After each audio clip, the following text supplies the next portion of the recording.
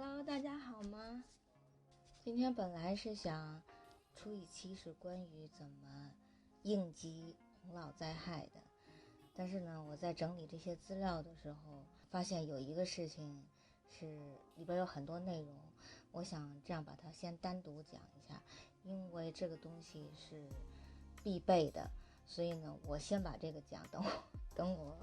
明后天把其他的整理好了再一起讲怎么样在洪涝灾害的时候要做的应急准备。我先声明啊，我没有跟任何厂家有业配或者销售广告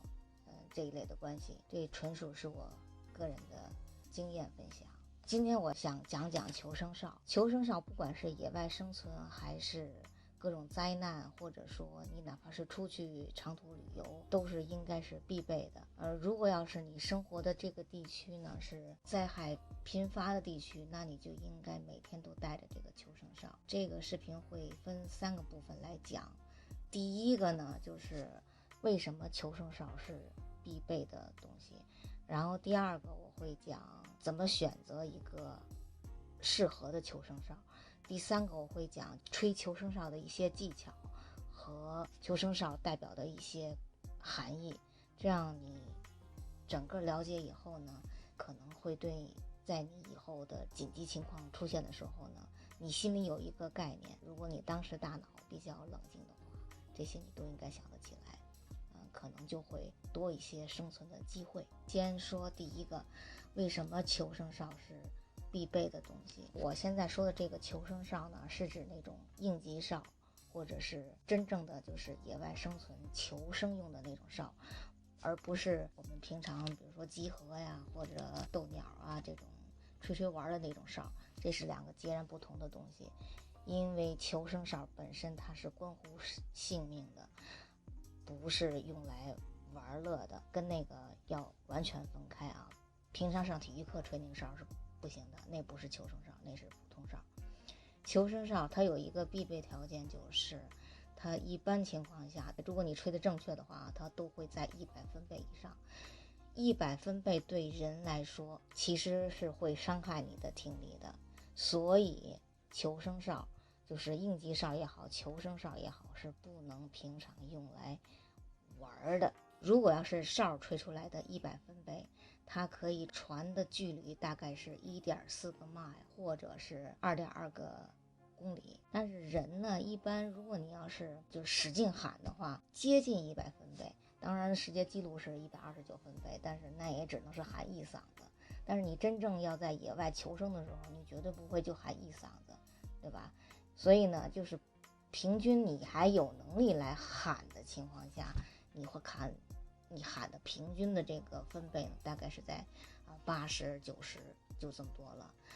但是人的这个声音传播的这个距离呢，只有200米，所以你在野外求生的时候，如果没有哨子，因为环境比较嘈杂或者太空旷，你的声音基本上就是被别人听不到的。但是哨声它是非常尖锐的一个高调，在很大的一个范围里，它的冲破力很强，这样很快就能被其他人发现你，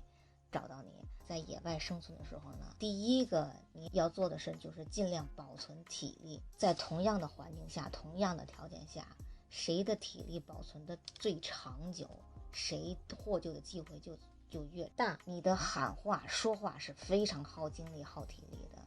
的，如果你要是有哨来吹的话，可以节省你很大的体力。哨吹很久你都不会觉得很累，凭你的嗓子喊的话，每一声你都是花你最大的精力去喊的，这样喊个3、5声以后，你嗓子就哑了，你基本上就再也喊不出来了。有的小伙伴说那我们3、5个人一块喊，他声压级他是这样，就是比如说我喊个70分贝，你喊个也70分贝，但咱俩一起喊的话呢，也是73分贝，它不会说是140分贝，因为声压级它经过各种复杂的计算，就是那个计算我就不说了啊，看着我也头疼。有个简单的想法，就是 double 一下它就是3，就加个3分贝，就你哪怕是100，两个人加起来总和是200，它最后的总和也是103分贝大概的最有效的还是这种应急哨啊、求生哨，帮助你让别人发现。第二点呢，是你怎么选择一个合适的求生哨。求生哨有不少种类，我只了解美国这边的一些情况。应急哨、求生哨、storm whistle、hyper whistle，anyway， 不管它叫什么，起到的作用就是非常的响亮。当然你在选择这个求生哨的时候呢，第一个呢，从我的角度来讲，最好是选择中间没有珠子的那种。珠子有一个问题，就是掉在水里，你再拿上来以后，你基本上吹的声音就非常非常小了，不 work 了。后来又发明了那种 P-less whistle， 就是没有中间那个珠子的那种哨。材质上吧，它有不同的，但我非常建议呢是买那种不生锈的材质，首选呢就是那种比较好一点结实的那种硬塑料，因为那种塑料吧，弄湿了以后呢，它也不会轻易的生锈，这样你可以用的时间长。Hyper whistle 它的声音就号称是可以接近150分贝，150分钟非常响，这个响度是够了。但是它有一个缺点，我放一张图大家看一下啊，就是它拿的时候吧，比如说它这样拿吧，它这种一般那个哨它是上面一个手的一个带，然后把这个哨吧别在这个带上，然后这样吹。但是如果你要没有那个带，你握着这个吹的话呢，这吹不太好吹，而且它这个口吧，它是圆的。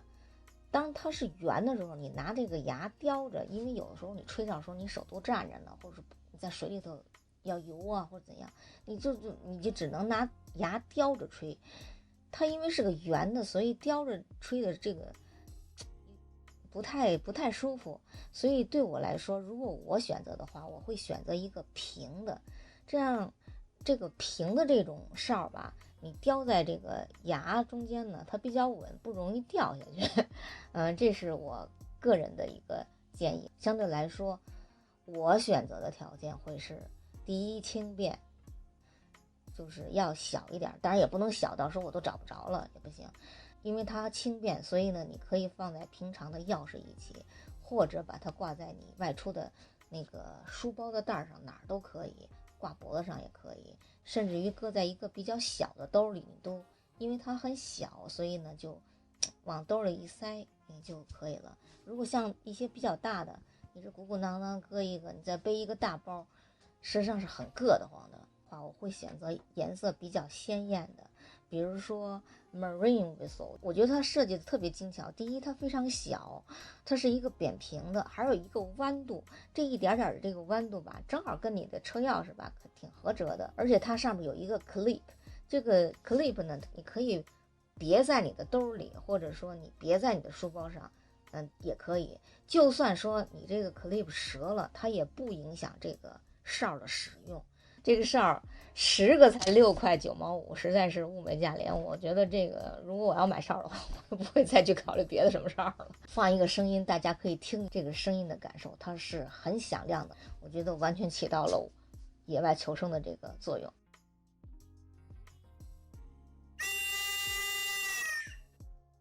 当然也要选择求生哨的时候呢，尽管很多厂家都说它这个声音怎么响，但我认为呢，根据你个人的情况来选择求生哨，不一定特别响就适合你，因为太响的情况下呢，对耳朵的这个损伤是大的。我都说过了，100分贝对耳朵其实本身就是有一点损伤的。你想150分贝，那基本上耳朵都是你吹一下就是挺难受的了。如果如非必要，就是真的求生的话，你吹一下，这耳朵反正其他的地区呢我不太了解，但是选择的原则是一样的。第一，最低要100分贝，第二，质量稍微好一点的塑料，不怕水不生锈。第三个，一定是没有珠子的那一种。吹哨有一个技巧，跟个爆破似的这样吹。所以在吹这个哨的时候，关键就是要爆破，而不是说轻轻的这样吹，它声音就不够。它一定要形成一个强的气流从那个哨中间通过，它才能吹得响。他们管这个技术叫做 sunflower technique。如果是我翻译的话呢，我就是说是吐瓜子皮技术。当你吃瓜子的时候，比如说有一个皮儿，掉在这嘴里头了，你想把这个瓜子皮吐出去，你吐的时候，你绝对不会这样吐，对吧？肯定是这样吐，所以它就有一个舌头柱上这样往前吐，使劲往前吐的这么一个动作。所以你在吹哨的时候呢，你就应该用的是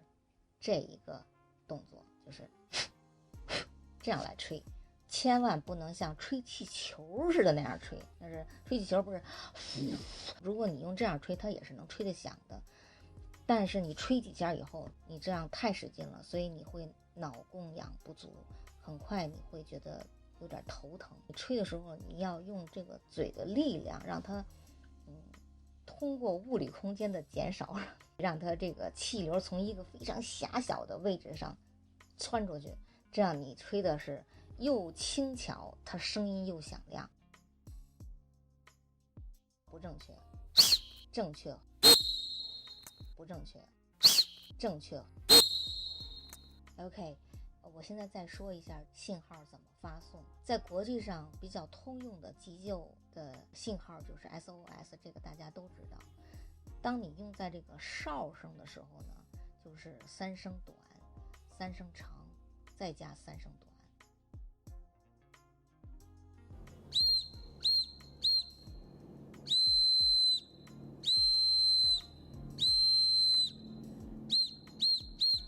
这个3个小阶段吹完了以后，你要停下来，不要连续的三声短3声长3声短，然后马上接着又来一遍3声短3声长3声短，不要这样，3声短3声长3声短，停1分钟，至少1分钟，然后听一听周围有没有人在回应你。不管你求生的时候有情况多紧急，你也不要连续吹，你要按照差不多的节奏来吹，人家才能明白你是怎么回事。通常来讲，最一开始的时候你要吹3声，